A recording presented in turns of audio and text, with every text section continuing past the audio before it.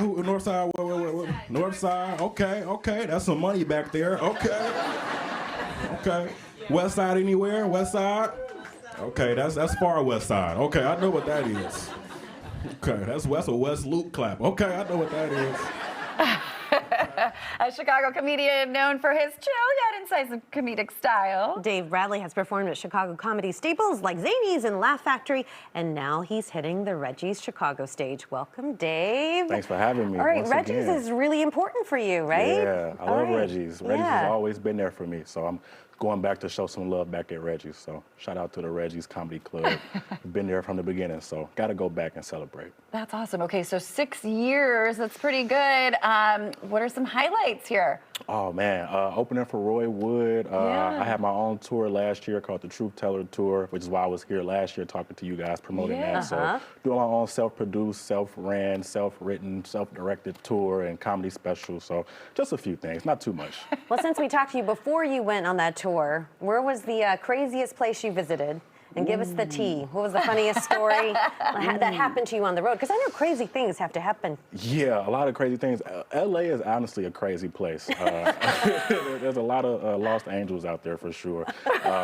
But Texas might be the craziest. Austin was an interesting place. Someone ran up on stage on me, wanted to have a conversation on stage, and I'm like, hey, not right now. Maybe later. But That's not how this works. not how this works. It's me on stage and you listen. that happens to me a lot. I don't know why. I wonder if it's, do you think the social media, everybody's posting the crowd work and then Yeah. people feel like they're supposed to be part of it more? I think that's actually exactly what it is. People see crowd work and they're like, oh, I want to go to a comedy show and be in the show. But I'm like, hey, be quiet, please. I'm trying to get through something right now. So Do you ever gotta have teach 'em. to say that? Do you ever get into? Yeah, it happens a lot frequently over the last couple of years since the pandemic, since the crowd work clips have gone viral. People just want to be a part of the show, and people just don't have comedy etiquette, but you got to teach them. Ooh, okay, that could be a whole new show, comedy etiquette. Comedy etiquette, yeah. We're going to teach a charm school for comedy or something like that. So. You will sit and you will listen. Laugh when you're told to laugh. Okay, so a lot of your comedy, you talk about being a husband, a father, you have a 3-year-old. Yeah. We saw at one point you had your kid up on stage. Yeah. Tell us about that. I performed with him a couple of times. Yeah. It's very hard to do. I don't recommend it to anybody. The 3-year-olds are a little tough to wrangle up there. Really tough. He wants to grab the microphone and all that, but it's super cool. That's my guy, so that's who I do it for. That's me. That was actually. you. Yeah, that was me. And then here you are. That's me and my wife right there. There so you go. Super supportive. And then there you are That's with my your baby. kid.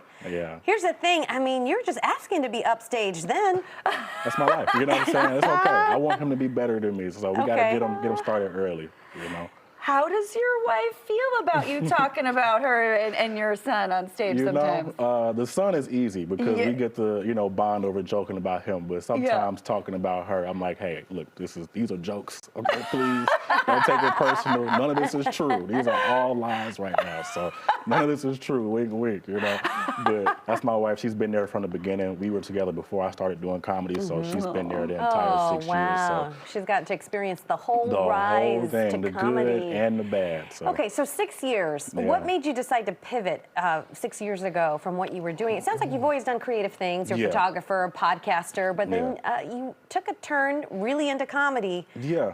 I think honestly, my whole life was just trying to find a way to express myself better, and all the different avenues of artistic expressions. I couldn't really express myself how I wanted to, and then I got dared to do comedy, and I was like, oh, I can really just run my mouth. This is great. I'm the only one with a microphone. This is great. You have to listen to me, so it's perfect for my little ego and pride. So it's great. All right, so now that you've been across the country doing comedy, what's the difference between a Chicago audience versus, is home the best place to perform? Sometimes, yeah. Sometimes, Chicago is one of the best places to do comedy, but sometimes it can be one of the hardest places to do comedy because you really have to be good. You know what I mean? Chicago crowds will let you know immediately if they don't like you. So you have to, prepare yourself for that. But I like Florida a lot. Florida's fun. That's a pretty open and free world down there. It's its own different country down there. So I like Florida a lot, especially Orlando. So. I would just imagine being on tour, not knowing the audience and what kind of mood the audience is going to be in. That would just be terrifying to get up on stage. Have you ever gotten up there? And I'm sure this has happened to every comedian. Yeah. Every comedian worth their salt has said that they have bombed on stage. Yeah. But have you ever gotten up there and been just like, oh my God, gosh, what am I doing? Yeah, that happens more often than not. I'm just like, okay, where am I? Who am I talking to?